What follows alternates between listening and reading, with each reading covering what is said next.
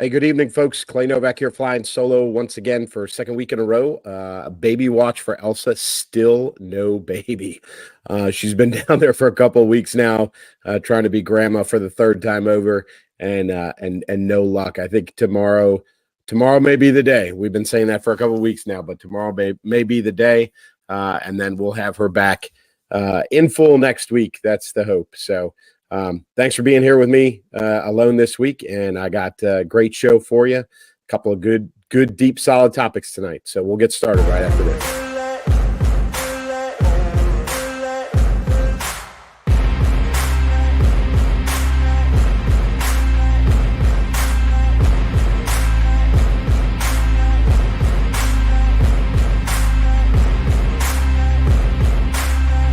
All right, starting off tonight, we've got the Rona McDaniel issue that's going on right now. For those of you that don't know, Ronna McDaniel was the recently resigned and departed RNC chair. So you've got a heavy hitter from the Republican National Convention, from the party. And, she was truthfully liked and respected by a lot of people. Most folks were not happy when she departed, but she moved on to greener pastures, if that's what you want to call it. And one of the first places she got hired by was NBC Studios, and she was going to be their probably overreaching conservative pundit. They don't have many, if any, at all. So I have a feeling she was going to do a lot of duty across really probably multiple shows. That was announced 5 days ago, and today she has been fired. She's been hasn't even been on the air yet, but has been fired, and it's due to specific. There was a lot of backlash, some of it from NBC viewers, but a lot of it from NBC personalities and staff. So this is journalism today, and the two big names that come up when you hear about her firing and about the backlash of her hiring, which in turn led to her firing, are Rachel Maddow and Joe Scarborough from Morning Joe on MSNBC. So these are not people that Rona McDaniel was going to directly compete with. There was going to be no loss to them or their ratings. They just didn't want her on the network because she's a conservative. That's it. That's the whole premise. So they want the echo chamber to continue. They don't want any opposing viewpoints. They certainly don't want any opposing viewpoints with any kind of educated voice, and anybody with any sort of, I guess, reputation or at least someone who has an earned reputation or respected reputation. To counter any of the messaging that they want brought across on their shows, right? So you've got Rachel Maddow, who truthfully you could probably throw journalism out the window and just call it sensationalism, because that's all she does. If you go back and watch her, especially during COVID, she was one of the beat the drum, fear Nick, keep everybody in their houses. She all of the messaging that all of the scared everybody who was trying to put the fear mongering out in the world, she was front of the crowd, top of the list. She was definitely on board with all of it. Definitely the deliverer of all of those messages. I just zero journalism credibility for me, because that's not what she does. She is definitely bought and paid for. She's liberal. The party, whatever the party needs, whatever the message is from the current, liberal world, that's what she's offering. That's what she's pushing forward. Joe Scarborough's the same way. Morning Joe, is pure echo chamber. That's all it is. And it is just another show to bring the message across of, hey, this is what the president, this is what the administration, this is what the party wants you to know. This is what they want you to hear. This is what they want you to believe. So this is the message we are going to deliver. Now, I know there were others. I know there were others at NBC, MSNBC, all the affiliates. I know that there was some backlash from viewers. I get it. but NBC does have an obligation as a news source, trying to be a legitimate source of non-biased, nonpartisan, quality news to offer, a differing viewpoint. And that's what Rona McDaniel was hired for. Former RNC chair, right? Who better to offer a conservative counter viewpoint to on any of these shows, on any of their normal viewing? Why wouldn't you have Rona McDaniel in your bullpen? Well, because she offers an opposing viewpoint, and that's not what they want. That's not modern, journalism. I use that term very, very loosely, right? They're nothing more than pundits. Listen, I'm not a journalist. Elsa's not a journalist. We're pundits, right? This is what we do. We offer our opinion. We offer our viewpoint. We offer a differing viewpoint. Okay. MSNBC, NBC, when you talk about news and delivering news and news networks, it's not supposed to be punditry. And those that are pundits and readily acknowledge that they're pundits, fine. You can have that on those networks and even have dedicated shows on those networks. But you can't call yourself a journalist and then absolutely put the hammer down on an opposing viewpoint to make sure it doesn't even get exposed on the same network as you, probably not even on your show. So Rachel Maddow, if she had any respect for herself as a journalist at all, never would have opened her mouth about this. If she had any belief in her own ability as a journalist to deliver a message that she believes in, something that she believes to be true and factual and that is defensible, not only would she have not pushed to have Rona McDaniel off the network, she would have invited her on her show. She would have brought her on and went point counterpoint. If she was smart, Rachel Maddow, by the way, if she was smart and she had the ability, clearly doesn't, she would have made it a weekly segment. If she had any brains whatsoever, she would have dedicated a 10-minute tete-a-tete, with Rona McDaniel. Pick a topic every week, 10 minutes.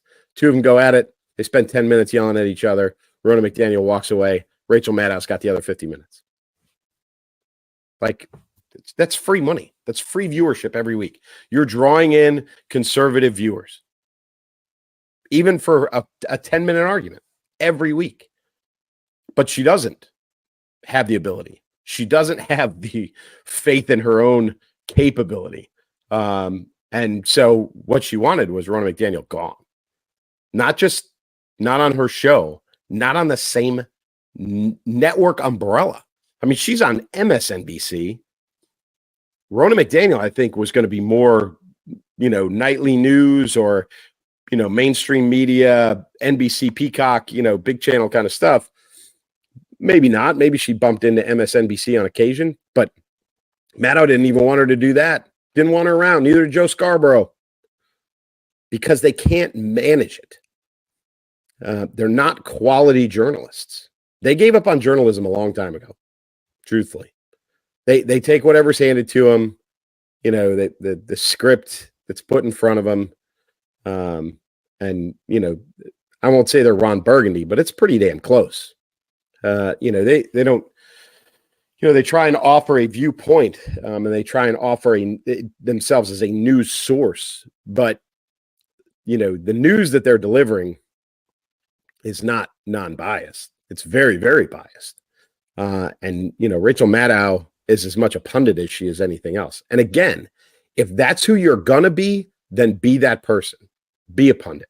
And oh, by the way, if you're a pundit, you can always bring people on too to offer an opposing viewpoint.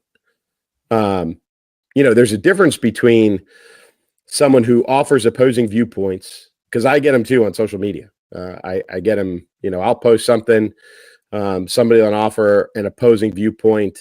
And I truthfully, I have. There's been a handful of people actually who are personal friends of mine over the years that I have literally cut away and blocked. And it's not because I don't value their opinion. It's the way that they deliver their opinion and the way that they don't provide any new content. All they do is sit around and wait for me to post something and then offer a counterpoint. Nothing original, nothing. They're just there to argue. That's not productive. But that's not, Rona McDaniel was there to offer an educated, informed counter opinion to 99% of what's going on NBC and MSNBC. That's what they hired her for. But their big names didn't like it. So they fired her. 5 days. 5 days.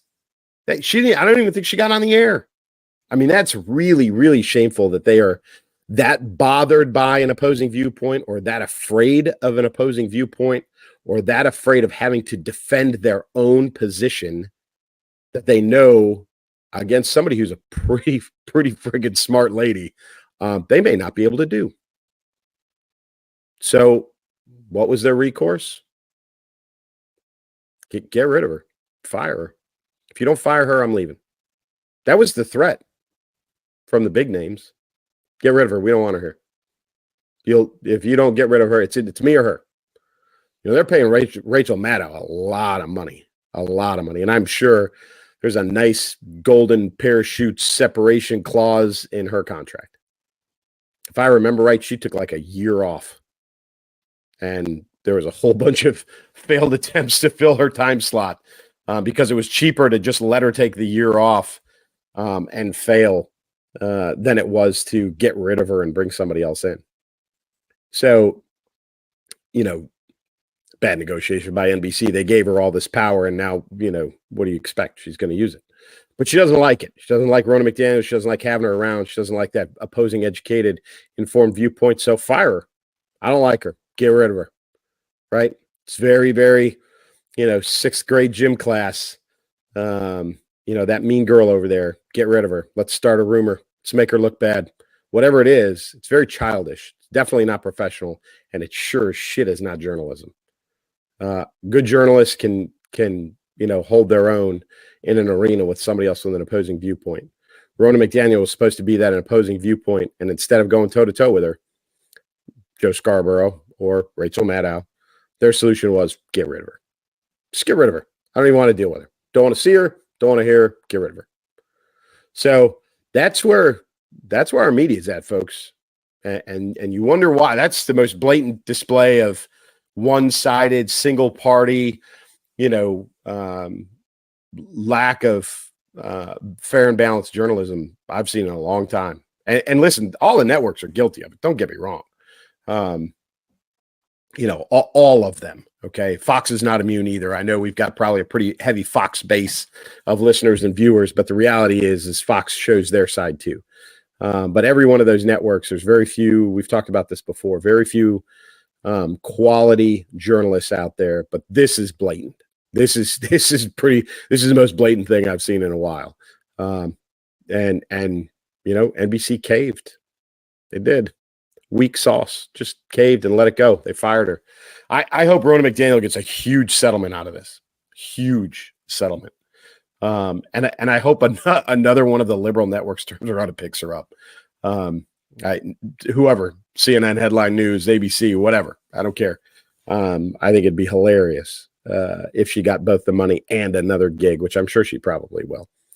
If NBC saw enough in her to offer a contract in the first place, somebody else will see the same. So good luck to her. I hope she comes out of this well. I'm sure she will. Shame on Rachel Maddow and Joe Scarborough. Very weak. You as journalists, you really need to take a good, solid look in the mirror and decide who you are and what you're going to be, because journalism ain't it. Not if you're afraid of this. So we'll see what happens with Rona. See where she ends up. We'll see if NBC makes another failed effort to bring on even a semi-conservative voice, and we'll see what the reaction is if they try that mess again. As long as Rachel Maddow and Joe Scarborough around, and they have the voice they have. So we'll see what happens. Moving on. Next topic is something that Elsa and I don't cover. We hit on the fringes. We've said this before. There's a couple of issues in the United States that are absolute dividers, 100%, and they are abortion and gun laws, Second Amendment. Those two things, you can draw a line. People are definitely one side or the other, and they are two sensitive topics for a lot of very good reasons. And there's no clear alignment, in my opinion, on where people will fall in these things. I've met people that, you would assume are super conservative, and are pro-choice, and I've met people who are super liberal, who are definitely pro-Second Amendment. So it's not a clear cut and dry thing. But what we're seeing now, and really in the very recent past few weeks, so there's a constant, right? This administration has been talking about an assault weapons ban since the election. Okay, now we can go down the line. We can go through the vocabulary. People have a problem with the term assault weapon because it doesn't mean anything. What is an assault weapon? Define it and all this other thing. And assault is a verb. And I don't get hung up on that stuff. It is to me personally, it's a phrase in common use. And, it's kind of like Scrabble. People use it all the time. If you tell me if you use the word assault weapon, I'm pretty sure I know what you're talking about. And generally referred to as most of the AR, AR-15 platforms, or something that looks like an AR-15 or something that looks like an AK-47. Those are about 95% of what people are referring to when they say assault weapons. Civilian version, of course. But the administration has been talking about an assault weapons ban and a high capacity magazine ban since the election, since last election, and that's not going away. They've been pushing for that, and they push for it legally. They push for it in all sorts of illegal ways. When I say illegal, like non-procedurally, the ATF does things outside of its bounds and has been put in check a couple of times by multiple levels of appeals court and Supreme Court. Just for all of you that know, the ATF doesn't make laws. They like to think that they do. But they don't make laws. And when they start restricting Second Amendment rights by directives and determinations and other things, they're essentially trying to alter the law, which they don't have the authority to do. Regardless, that's one of the ways that the administration is trying to fight against assault weapons and high capacity magazines. Now, recently, we also had a federal judge who determined that it is okay for illegal immigrants to purchase a gun in the United States. Now, I will tell you, I'm a gun owner, and I purchased my fair share, that every time that you go for that federal background check that is required whenever you buy from a licensed gun dealer, for people who believe that you can just walk into a Walmart and buy a gun and turn around and walk out, with no background check or whatever, that's not true. That doesn't happen. You buy from any licensed gun dealer, okay, and you follow the law it's supposed to be followed, you have to fill out and request a federal background check. Happens for everybody, okay? And it doesn't matter. If I buy a gun today, I got to go and apply for the background check. If I go back 48 hours later to buy another gun, got to do it again.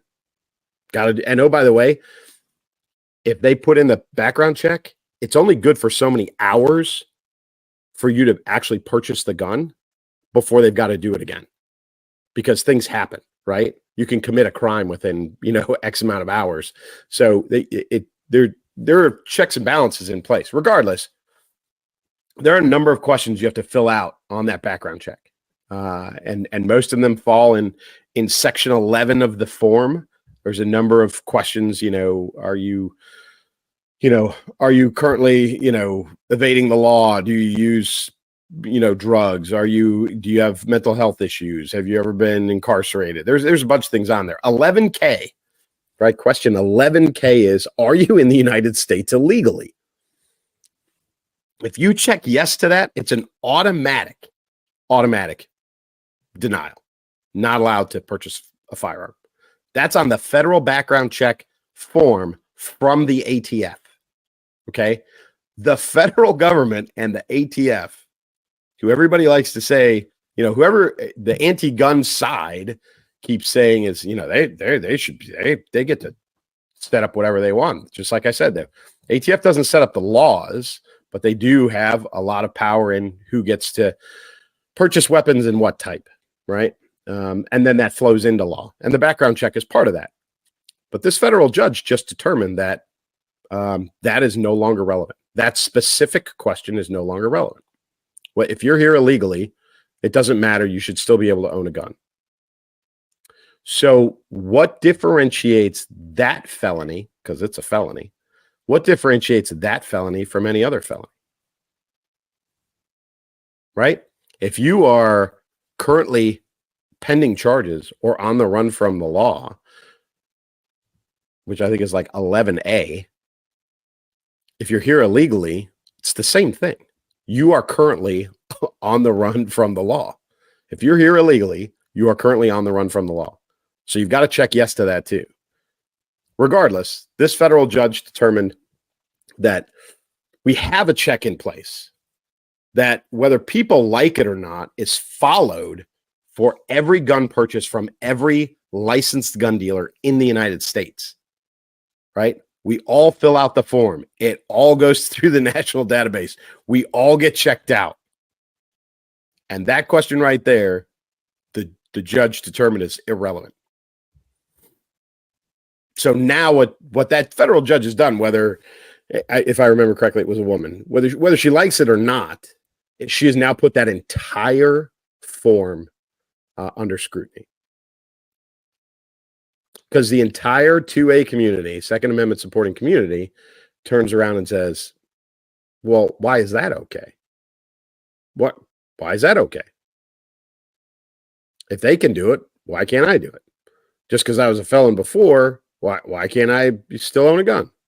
I wasn't a violent criminal, blah, blah, blah, blah. I mean, the whole form is now under scrutiny. Okay. Which, there's a lot of good and bad in that. But I don't think the federal judge, I don't think this was the outcome she was looking for. Regardless, Vice President Harris, who is the gun czar, we talked about her being the border czar last week, the gun czar, who heads up the Office of Gun Violence Prevention. Again, another tag that they threw on her that she hasn't done anything with.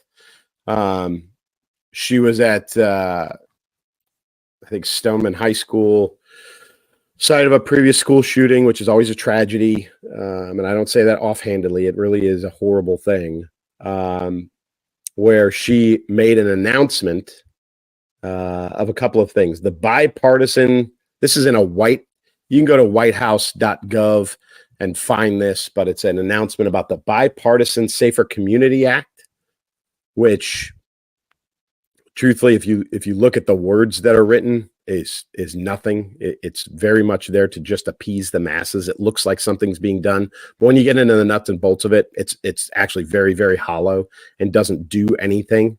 The second part, though, of that, the second part of the announcement is, and I want to make sure I get the wording on this right. It is the announcement of the Extreme Risk Protection Order Resource Center. Now, I'm going to read that again. Extreme Risk Protection Order Resource Center. So what's that about? That's about red flag laws. For those of you that don't know what red flag laws are, these are very contentious. Not every state has them. And truthfully, I'm wholly against them. Red flag laws, and I'm wholly against them because they're going to be exploited. That's why. Red flag laws are when a family member and or friend can express concern to the local law enforcement agency about the mental health status of an individual. Now, they can temporarily and then eventually permanently take away the guns from the person. Now, that doesn't address if there is a significant mental health issue with the individual. That doesn't address that. It just addresses the guns, right? And that's the problem. Listen, if there's somebody who has mental health issues and they have access to guns, then yes, for the love of God, separate those two, okay? But get the person help. It's not about, well, I think there's something a little off about Mr. Smith.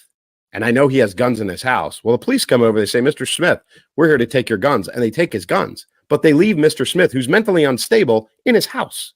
They're not doing anything for Mr. Smith. They're just taking his guns away. Okay. And this is why I say I'm not a fan of these, because they're going to be exploited. Right. So there's a short term where they can go and take the guns. And then they talk to a judge, and the judge says, yes, we need to permanently remove those for whatever reasons. And there's a proceeding and, all these other things. But it's based on the opinion of a friend or family member who has zero, not required to have any kind of medical background or anything else. Could be anybody, could be some guy's ex-wife or some lady's ex-husband, right? There could be some woman out there. I hate to say this, but this is how people think. There could be a woman out there who has a gun in her house to protect herself from a former abusive boyfriend, right? It doesn't take but a couple of phone calls to the police department to say, hey, I think, Miss Smith over there, she's got a gun. She's acting a little weird. I think she's been known to use drugs, and I know she's associated with so-and-so, all fabricated, right? And then the next thing you know, the police come over and, they decide there's enough evidence there that they're going to take her gun away from her. And now she's got no protection from some guy who's potentially going to abuse her physically, mentally, sexually, whatever. This can be used to exploit old people. This could be used for a number of nefarious reasons that by the time it's over with, by the time it gets sorted out, it's too late, right? Criminals only need small windows to do things. If they can get guns out of a house, leave someone without self-protection for long enough, they can do what they want to do. It doesn't take much, day, 24 hours, 12 hours, whatever they need. And trust me, there are plenty of police departments out there that are way too eager to support and enact these things. Now, there's plenty of them that aren't, don't get me wrong, but there are plenty that are. Okay. I'm not a fan of the red flag law, but what we've got now is a federal agency which has no power whatsoever. Keep that in mind. Federal agency, the Extreme Risk Protection Order Resource Center, that is supposed to be there to help law enforcement agencies, families, lawyers, whoever else needs to use red flag laws. Right. So you have red flag laws. Now you've got a federal resource center that shows you how to maximize red flag laws. And this falls under Department of Justice. So this is about getting red flag laws enacted in places where they don't have any. This is about getting red flag laws maximized in their use so that local law enforcement and then eventually other types of law enforcement get involved and have the backing to take more guns away from more citizens. This is all part of the gun grab campaign that goes on with this administration. That's what it's about. And never let them convince you that it is about anyone's safety, because it's not. They will hide behind that every day. They will convince you that's what it's about every single day. This is about population control, and it always will be. You'll never convince me otherwise. Sorry. I'm a proud gun owner. Always have been, always will be. You'll never change my mind. I have seen and been around and worked inside of populations where people didn't have the ability to defend themselves, and I've seen the aftermath. And let me tell you something. There's a whole bunch of women in Afghanistan right now that really, really wish that they could defend themselves from their own government. And don't say our government's any different, because every government's the same. It's all about power. Okay? So, yes, our government is eventually capable of something that nefarious. It is. Okay. We put Japanese in prison camps in the 40s. Okay. Wasn't that long ago. All right. We've done some pretty horrible stuff. And it's not like we're not capable of doing it again.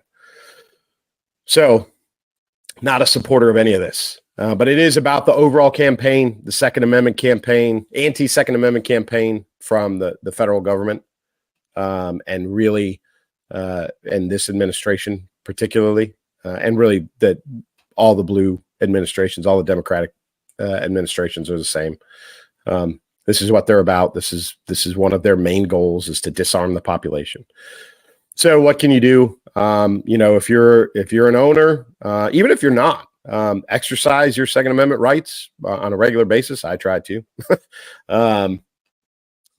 but I say this wholeheartedly and all completely honestly. If you own a gun, you should be trained to use it. So I'm not saying go out and buy a gun just to have a gun. Go out and be a responsible gun owner. Get trained on how to use it. If you have one in your house, you should know how to use it, and when to use it and all those things. But go out and do it. And if you have never done it, find somebody who does. There are plenty of places that give classes. I'm sure you have a friend, whether you know it or not, who is a gun owner and will happily take you out shooting. We're everywhere. There's tons of us. So it's an important individual right that I think we are too quickly ready to wash away and get rid of, because we're being sold that it's everybody's safety issue, and it's really not.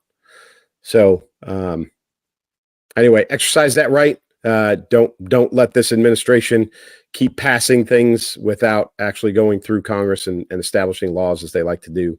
And keep an eye out. There's a lot of places you can find this information. Google it. It's pretty much that easy. But yeah, so keep an eye on that. Again, a new. Oh, by the way, those are also your federal tax dollars being spent on something else. The Extreme Risk Protection Order Resource Center. I think they're calling it the ERPO. ERPO, yeah. Keep your eyes out for it. Again, it was mixed in some word salad from the current vice president. All right, like many of you, I woke up this morning to some horrible news. The Francis Scott Key Bridge, I-695 in Maryland, hit by an Indonesian container ship. I think it was Indonesian container ship. Hit one of the bridge pilings and dropped the whole thing. Dropped the whole thing. I think there are no fatality numbers that I know of right now, and this is 12, 14, 16 hours later.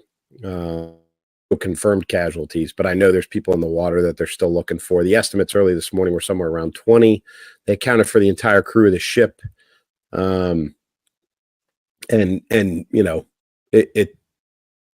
It's just horrible. Now, in the immediacy, there's been the conspiracy theories abound. Truthfully, it's been crazy. There's already people out there, oh, look, they're replaying the footage. And, I saw somebody that's trying to say there were explosive charges here. You could see, he's pointing it out on all of the bridges, and you could see flashes across the top as the ship impacted it. And the people were trying to track the route of the ship, and why did it make a right-hand turn really hard and it went right for the bridge pylon. And the initial explanation, and you can see it in the film footage, is it lost power. It lost power a couple of times, and there was a mechanical failure in the rudder. Listen, I am truthfully, in most cases, an Occam's razor kind of guy. Whatever is the most likely explanation is probably the truth. I don't subscribe to a lot of conspiracy theories, and this is one I'm not buying into. I think this one is appears to be an accident, truthfully. And I if I'm wrong, I'm wrong, and God, I hope I'm not. But this is part of a trend. And the trend is that we've got some infrastructure and transportation issues in this country. Now, most organizations, when you start to have problems like this and you start to see trends like this, you go to the person at the head. And in this case, it's somebody in the cabinet. National Transportation Secretary Pete Buttigieg, who hasn't done jack shit for 3.5 years, truthfully. hasn't done a damn thing. This again falls on his plate. The guy who was a mayor of a mid-sized town, which only exists because of an amazing university and its supporting community. And truthfully, my understanding, he wasn't even a good mayor in South Bend. But this is, he's a Secretary of Transportation, right? This falls on him. Dual hat. I mean, or dual, two issues. You've got a shipping issue, and then you've got a road transportation issue, right? The 695 bridge is going to be done. It's 2 years minimum to get that thing back up and running again. Guaranteed 2 years. Not to mention the cleanup in the river to make it passable by ships, right? That's going to take a while too. They're going to have to clean out one of the lanes between the pylons, right? So you can get container ships or whatever shipping through there. This is a significant thing, okay? But it's a trend. So we've got the bridge impact and collapse. So now you've got slowed shipping through there, if not stopped shipping. Plus you've got an entire, road route trucking network bypass around Baltimore that's affected. We've had multiple, as we've all been watching, multiple rail crashes, derailments across the country, all over the place, all year long, or all administration long, really for the last probably 7 or 8 years long. Okay. And that's an infrastructure issue. That's an operator issue in some cases, right? Too fast, didn't slow down. I haven't heard that I remember of any of it being a maintenance issue with the railroads. Railroads are pretty good about that. But you've got rails that aren't being maintained. You've got, training that's not being maintained with crews. There's some pretty significant issues, but it's infrastructure, a lot of it. Now you've got, in the mix of this, you've got the airports. Airports and airlines and airplanes, 3 different things, right? Airports, I know specifically in Chicago, that's not the only place, but airports are being used to house migrants. Okay. There's a security risk, right? It's a security risk. So you've got that going on in airports. By the way, it takes away from the capacity of the airport anytime you overload it, whether it's for food, whether it's for water, whether it's for whatever. You're putting a strain on the airport itself, right? And the security issue on top of it. So that's an issue. You've got a lot of airports that are at capacity because airline travel continues to increase, and post-COVID, it's just gone up and up and up and up and up, right? So you've got a lot of airports that are at or beyond capacity when it comes to flights, and they're maxed out and they're having a hard time keeping up. You've got airline problems, right? We've all seen the memes about, passengers being allowed to bring tools on board to flights now to help with in-flight maintenance and other things. I'm not going to name any airlines, but, it used to be if there was an in-flight issue, that was like, hold the phone, stop the presses, the first thing on the nightly news, this airplane or aircraft or airline, they lost a piece of sheet metal off of a wing and the whole world stopped, right? That was big news. Happens all the time now. I mean, it's frightening how much in-flight, damage or, fires and, doors blown out and all kinds of other things that are going on, with these airplanes and airline. And then you got the Boeing issue. That's business. That's business practice. That's a lot of things. Okay. But there's some pretty significant impacts to the airline industry going on right now.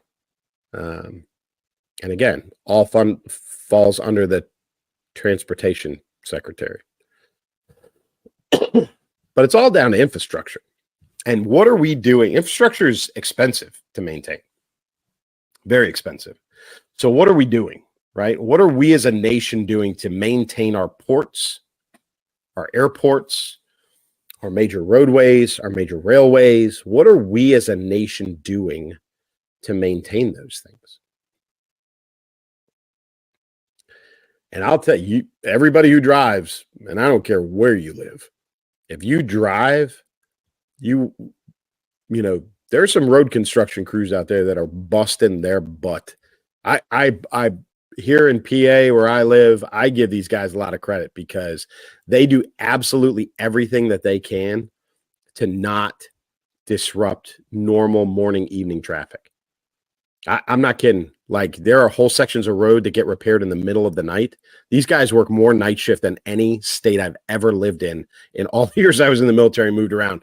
They do most of their road construction at night, and God love them, because it's an amazing attempt to not disrupt things or minimize the disruption. So I give them a lot of credit. But that limits, what you can do, when you can do it, those kinds of things. That also doesn't work, unfortunately, in, major metro areas, right? Chicago, Washington, D.C., New York, Philadelphia, L.A., whatever. You can be doing road construction at 3 o'clock in the morning. It's still going to be busy, right? People are still driving around. So that, there's only so much you can affect on that. But road construction is only part of it.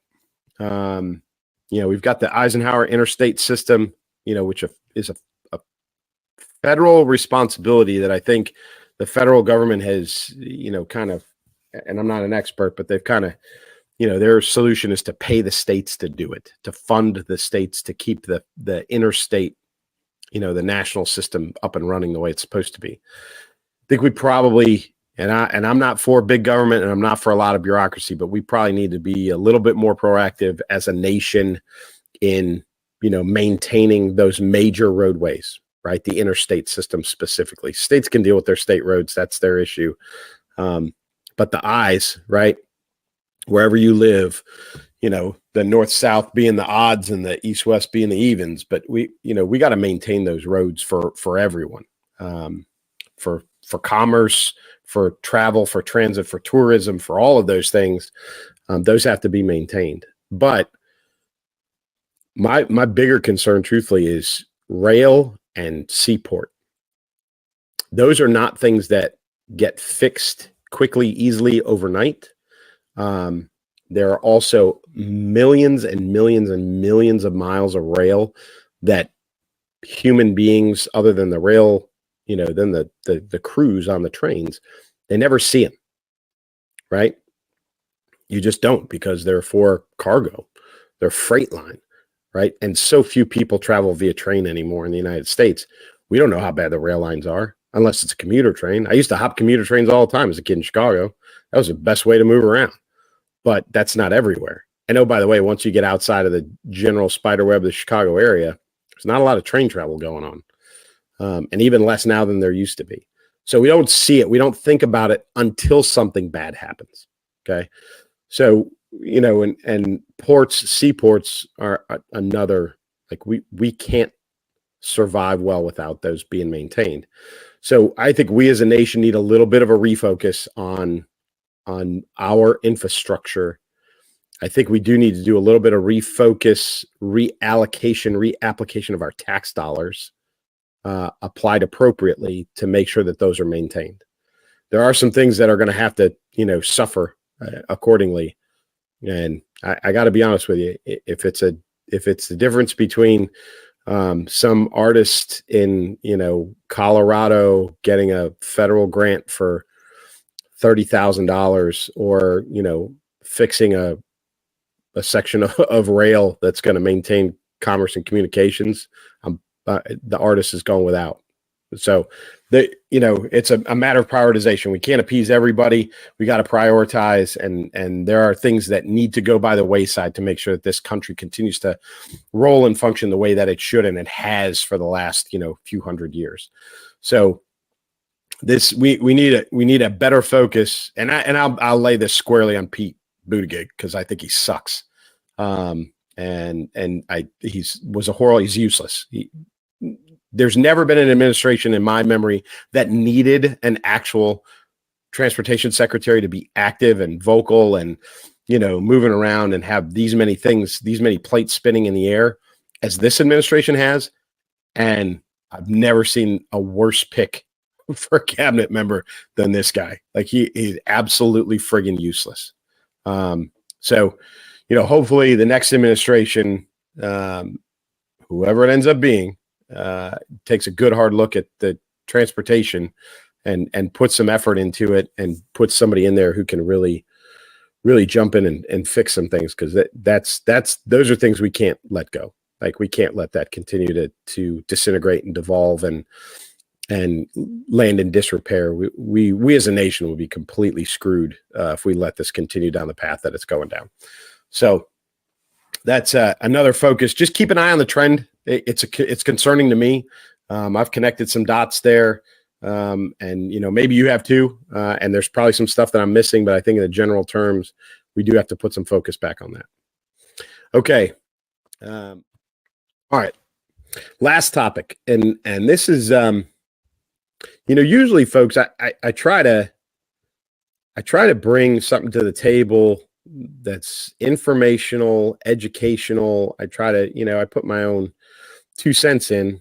I think that's why you guys come here, is to listen to me and Elsa and what we have to say. And I try to offer a solution or at least some sort of visibility or something along those lines. This is something that I honestly, I don't have an answer for. We are in this, so please chime in in the comments, contact me on the socials if you've got an idea, but this one's, I don't know what to do with this. We're in a persecution versus prosecution mindset nowadays. And let me kind of delineate the two, and you'll see where I'm going with this. So prosecution is legal. Okay. This country, one of our founding principles is innocent until proven guilty. Okay. Prosecution. So you go through the legal process based on facts and evidence, right? Brought against you or against someone else. It's procedural. And then there's a determination made based on laws and facts. Okay. It's pretty simple. Now, it does get a little dicey when we start to split between civil and criminal proceedings, because they're two very different things with very different vocabularies. And our media likes to manipulate those depending on the perception they want to have. Okay. Now, we can educate people on the prosecution side of our society right now, to include the civil versus criminal, right?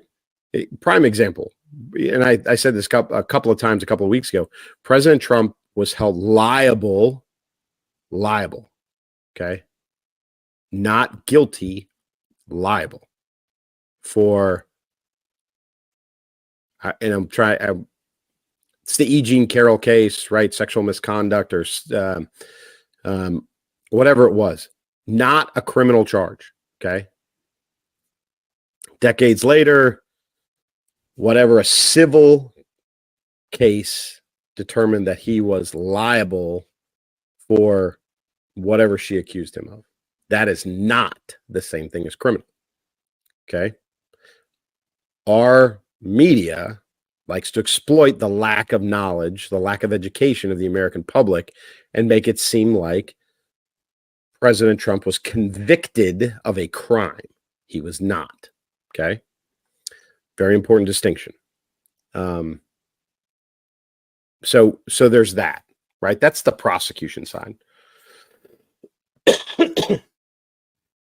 What we've got a predominance right now of is the persecution side.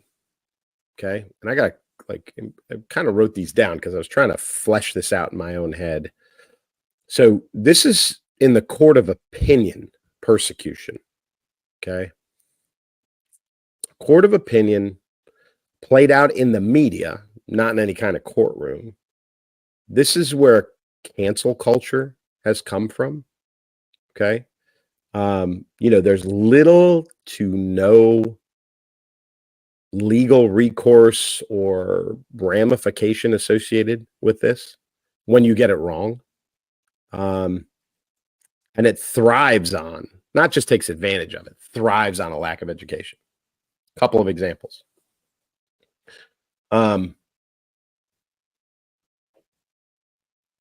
Stephen Colbert, not a fan. I think the guy's a jackass. He, a few weeks ago, decided that he was going to offer that there were some less than wholesome things going on in the royal family, that there was an affair going on between Prince William and another woman and Princess Kate and all this other stuff.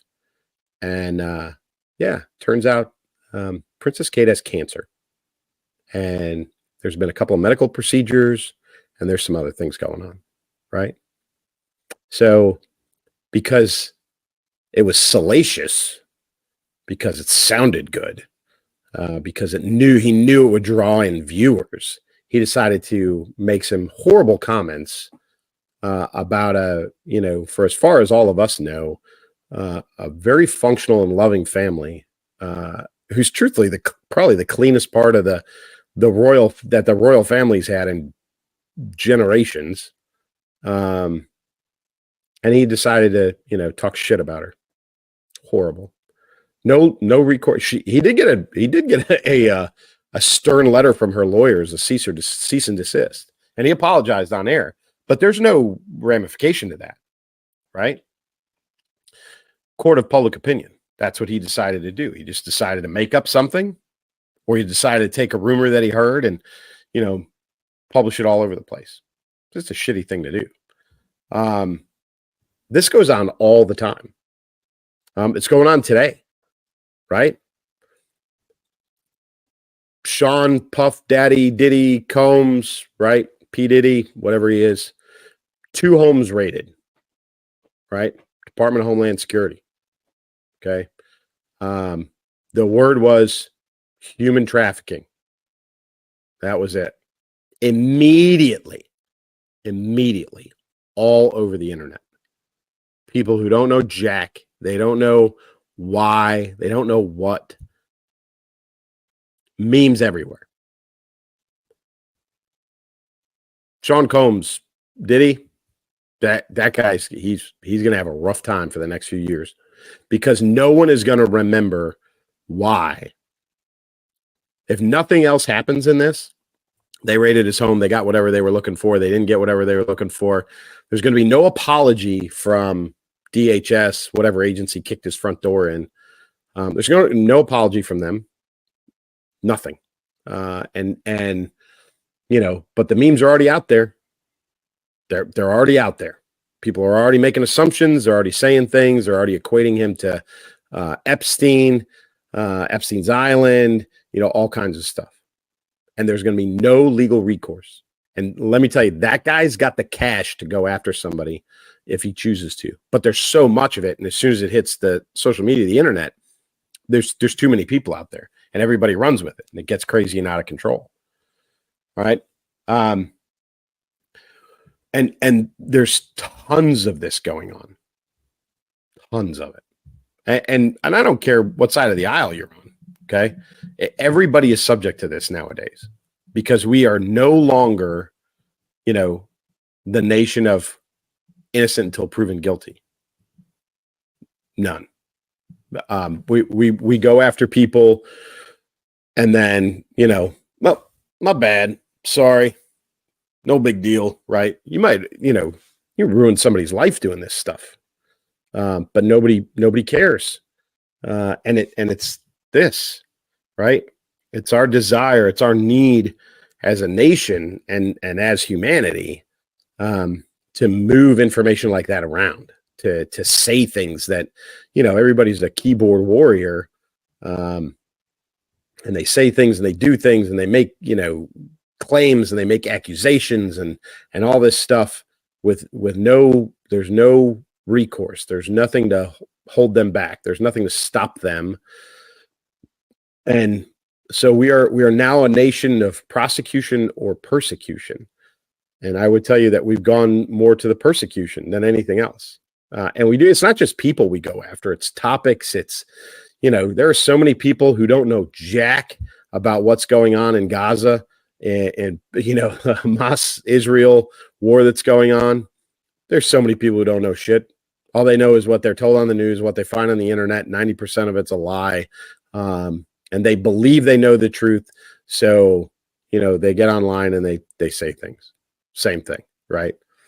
They're going after the president, or they're going after so-and-so, or they're going at, they just, everybody runs their mouth because there's no recourse. And again, so we're in the prosecution versus persecution, kind of mindset. This is like Salem witch trials kind of stuff. Like there was no, those women, for as many as there were, and for as many years as that went on, they weren't witches. Like, witches aren't real.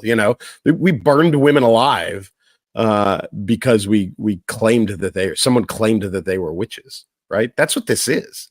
And we're not burning people at the stake literally, but we're doing some pretty horrific things to some people, and there's no recourse. Very, very rarely does anything come out of this where, it's there's punishment made, but we're ruining people's lives based on nothing other than our desire to do so. So I think we've got a pretty significant problem, and I'll be honest with you, folks. I said at the beginning of this, I don't know what the solution is. I really don't. It's all moved around by social media. That's the platform that that this thrives from. It's our lack of education in our kids. It's our lack of education as adults. It's a lack of discretion. It's a lack of mind your own business. It's all of that. And I don't know what the fix is, but I know that it is going to continue to tear this nation apart. It's going to continue to tear families apart, friend groups, friends in general, businesses. Everybody suffers because of this. But we can't help ourselves. And I don't know what the answer is. And I really, really wish I did. But it's something we all need to be aware of. And it's something, truthfully, just if it doesn't affect you, don't hit forward. Don't hit send. Don't say, hey, did you hear? Like that, you're not helping things. If you don't know, shut your mouth. Who knows why DHS kicked in Puff Daddy's front door in 2 different houses today? Who knows? I don't know. I heard the word on TV, human trafficking. That could be anything, truthfully. But who knows? So if you don't know, don't say, right? Don't talk out of turn. It's not your business. Mind your business. So, hey, listen, folks, that was a pretty quick hour. I've been going on this for, quite a few minutes now, but I appreciate you guys, tuning in for another week. Had a good time last week. Great time again this week. It's Tuesday. Hopefully we'll know something by the time this show drops on Thursday. We'll know something from Elsa about, grandma number 3, grandbaby number 3. I assume, crossing fingers and praying for her, that all is well and good with her and the family. And then we'll have her back next week. It'll be back, me and her, going at it. She'll bring more of the funny. I'm not good at bringing the funny, but she's good at that. That's why we love her. She makes us all laugh. So, again, thanks for tuning in, and thanks for listening along. You can catch us on all the platforms, YouTube, live on Facebook every week. It's always fun for me to watch that, along with comments on YouTube. We're on Spotify, Rumble, and a couple of other places. And from Elsa, thanks for listening. She's very appreciative that you guys are tolerating me while she's gone. But also from me, as always, keep